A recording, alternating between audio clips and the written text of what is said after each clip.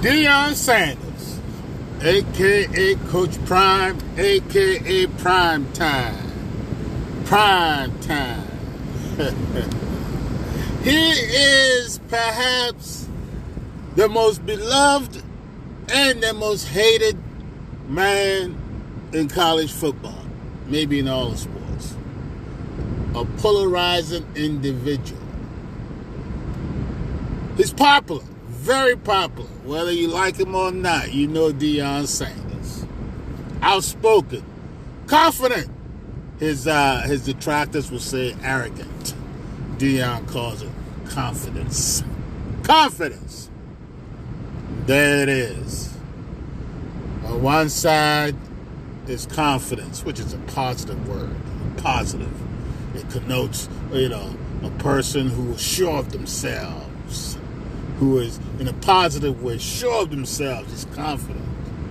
And then some of his detractors, or all his detractors, basically say that is arrogance.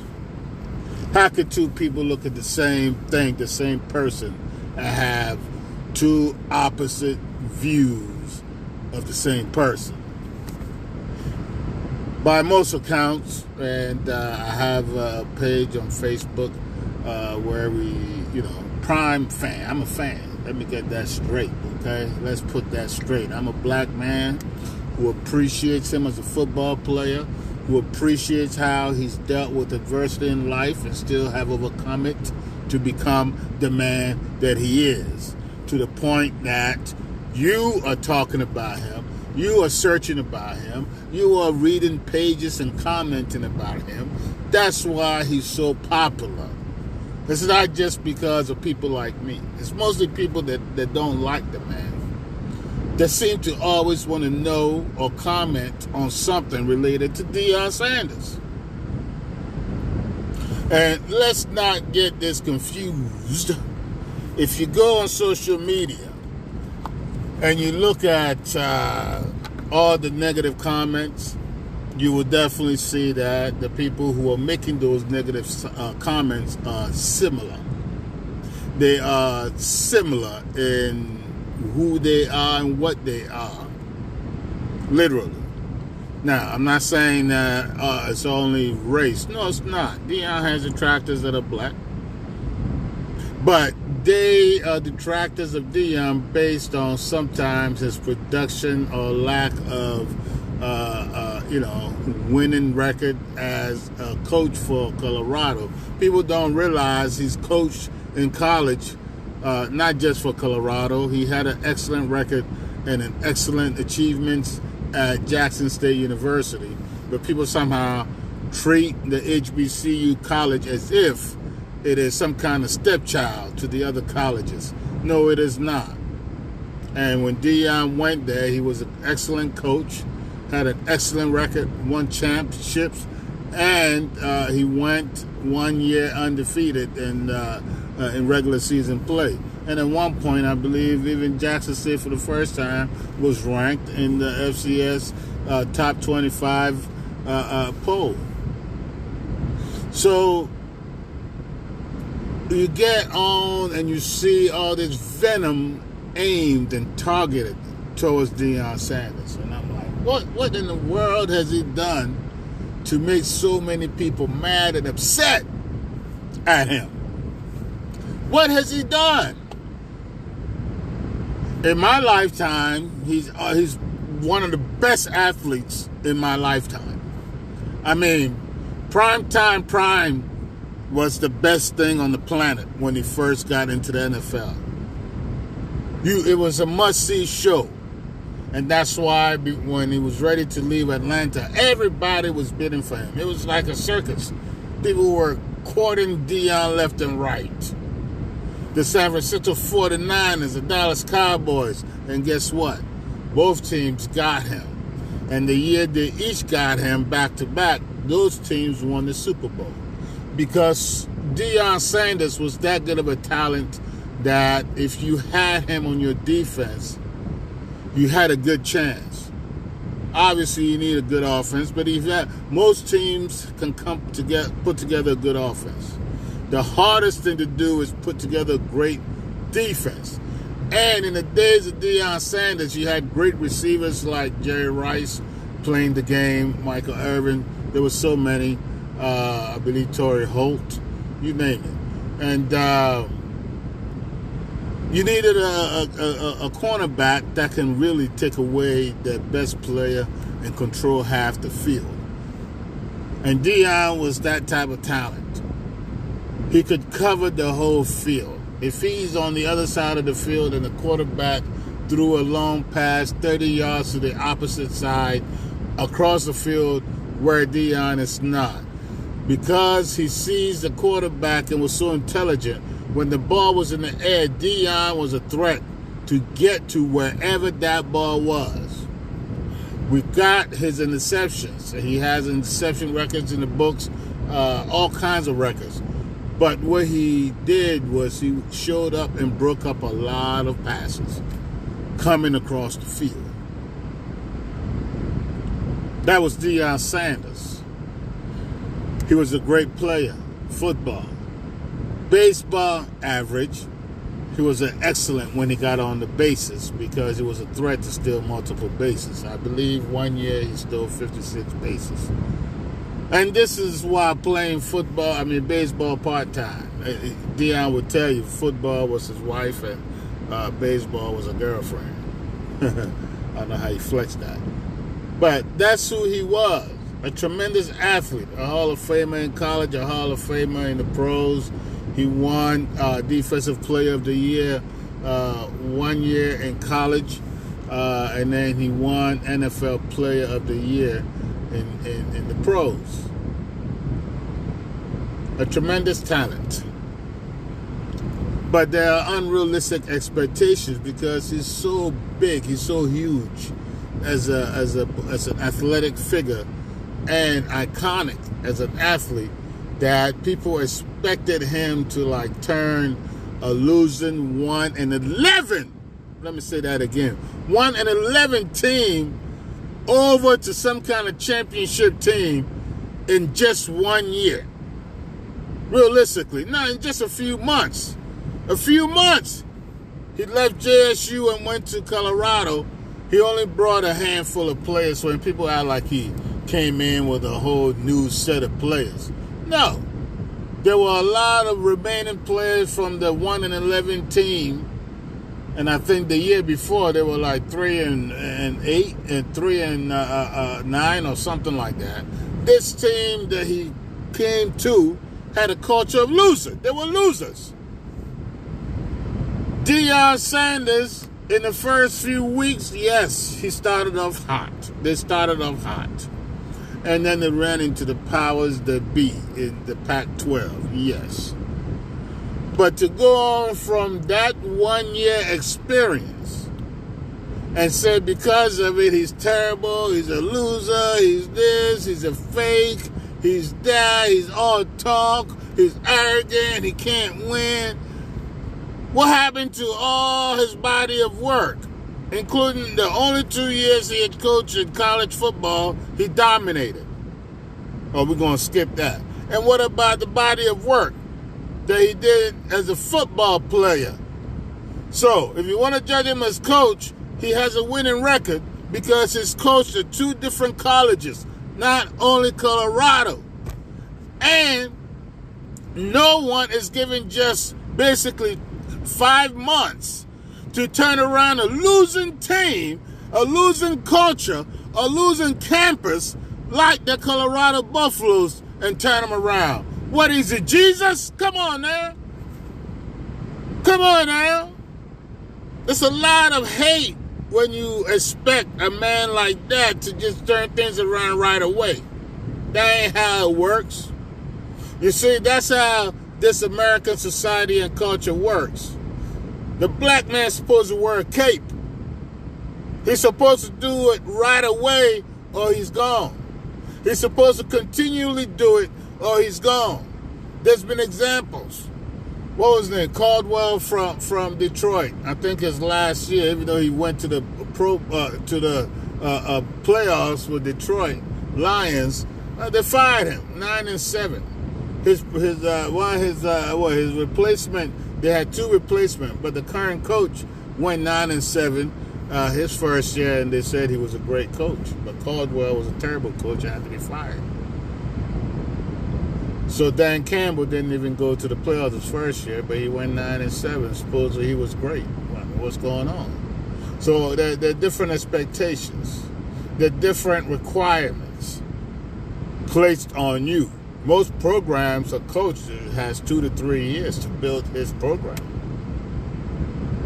Yes, you can look at all the recent hirings in college football, especially look at the ones that took over for a losing program, and ask if anybody expected them to transform them right away within a few months to a winning program.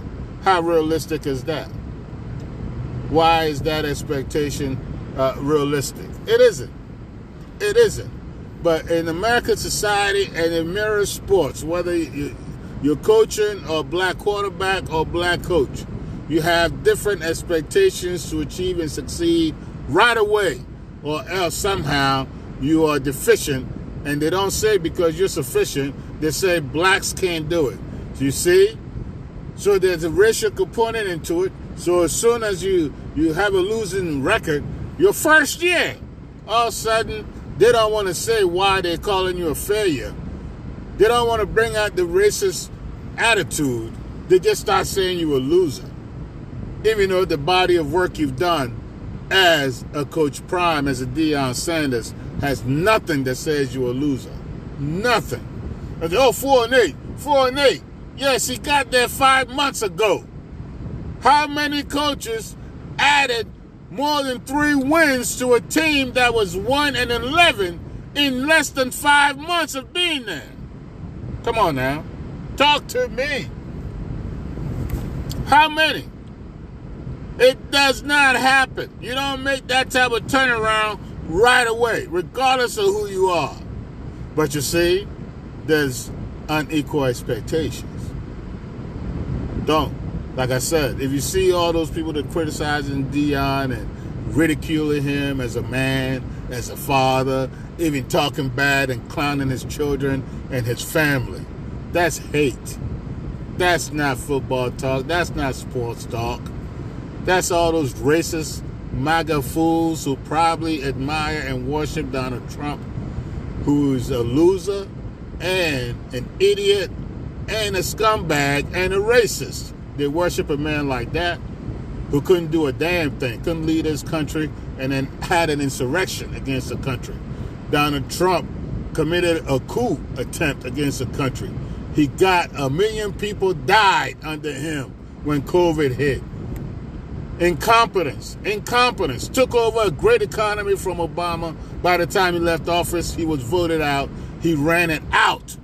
The same people who were putting down Deion Sanders are probably the same people acting as if Donald Trump was great, was the best thing ever, the greatest thing since sliced bread, when he was a loser, incompetent, and now a 91 times indicted criminal and an adjudicated rapist. The same people are still right now following Donald Trump, who wants to talk about Deion Sanders. There's a double standard. There's a double standard in this country. Okay?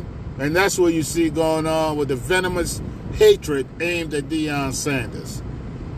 Raised by a single black mother in a tough neighborhood, Fort Myers, Florida. It wasn't easy going. He didn't have any men there to support him or to help him. In fact, he tells it like it is. When he was a kid in high school, nobody came to see him play sports. 3 sport athletes, sometimes 4. Baseball, track and field, football, basketball. A tremendous athlete who excelled at all of those and received scholarship offers for every sport he played. Accomplished. Became one of the greatest athletes to ever play football and one of the greatest 2-sport athletes we have ever seen. And in his coaching career, and he did coach his boys in high school, and they literally went to 4 straight championships. He was an offensive, I believe, coordinator for his son's high school team. And then he went to Jackson State, took his boys with him, They won there. They were winners. And so 1 year he took over for a losing team. The haters want to base his entire portfolio, his entire life on that 1 year experience. It ain't gonna happen. More of us understand and appreciate what Deion Sanders is dealing with as a strong, powerful man who commands respect in this country. We know what he's dealing with. We know the venom. We understand the racists hate to see a successful black man. That's what it is. Racists don't want it. So instead of calling him and admiring his confidence, they give it a negative connotation, like a word like arrogant. He's arrogant. He should stay in place, in his place. What's that Laura Ingraham said? LeBron James should just shut up and dribble. Don't talk politics. Don't make sense. Don't act like an American. Don't be involved with intelligent talk. Just dribble. Those are the same people that watch Laura Ingraham, that support that idiot who tried to take over this country by force, Donald Trump. The same people are the ones that are hating on Deion Sanders. Okay? Let's talk like it is. Let's tell it like it is. And so I don't get down. Deion knows this. He doesn't get down. He knows how it is. He knows how this country is. He knows they want him to wear a cape and change things right away. Take a 1-11 team and make them 1-12. I mean, 12-1, 11-1, or 12-0 the very next year. 12-0 and give them a championship the very next year. That's what they expect him to do. How many people did that? How many people do that? Come on now. You need to admit what you are. It's all hate. It's all bigotry. That's what it is. Most intelligent people would say, okay, let's see what he does the second year. Okay, he did just the same or as bad. Now I can say he's a bad coach because he made no improvement. But in his first year, he made improvement and added 3 wins. We haven't even seen what he's going to do his second year yet. And all of you people are out here spewing your hate against him and his family.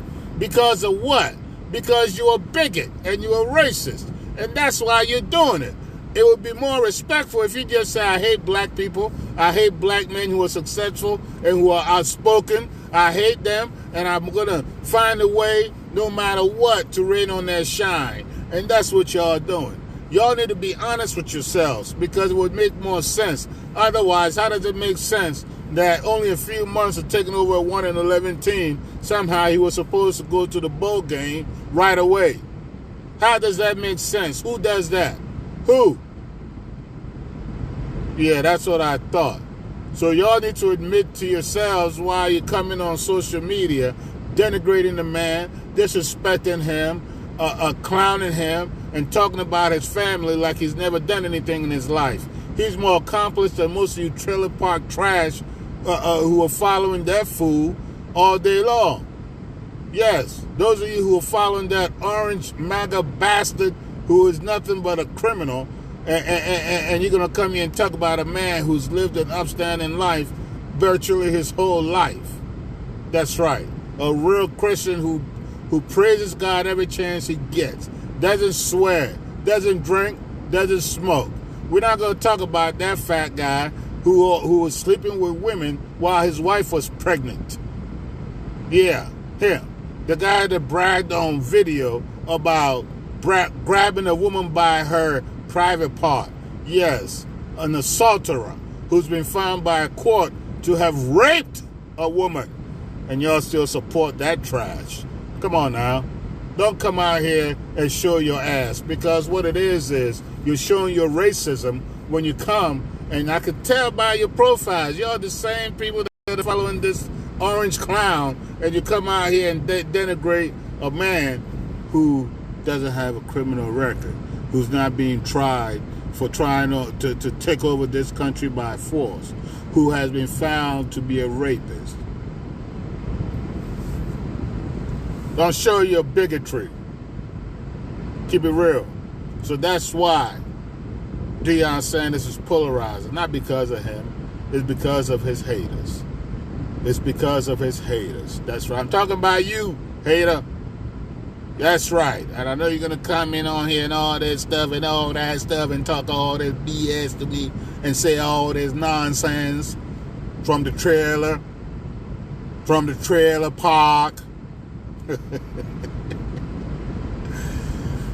I know who you are. We all know who you are. So stop pretending like you're talking sports. You're not talking sports. You'd be more objective if you were only talking sports. You're bringing that hate. Just like you brought it to Obama. Y'all haters can't stand a strong, successful black man who's outspoken, who's confident. That's the problem with you haters. Y'all hate that. And that's why you're hating on Prime. Because of you. You are a hater. That's it. I've said it. Hater, hater, hater. I'm glad you stuck around to listen to me talk about you being a hater. Okay? Stop being such a hater. Don't hate, congratulate.